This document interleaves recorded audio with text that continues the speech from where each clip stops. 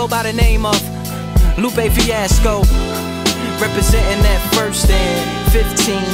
Yeah, and this one right here, I dedicate this one right here to all my homies out there grinding. You know what I'm saying?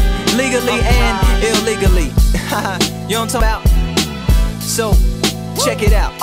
First got it when he was 6, didn't know any tricks. Matter of fact, first time he got on it, he slipped, landed on his hip and busted his lip. For a week he had to talk with a list like this. Now we can end the story right here, but shorty didn't quit, it was something in the air.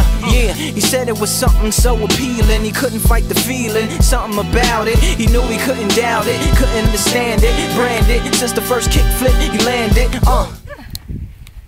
Easy.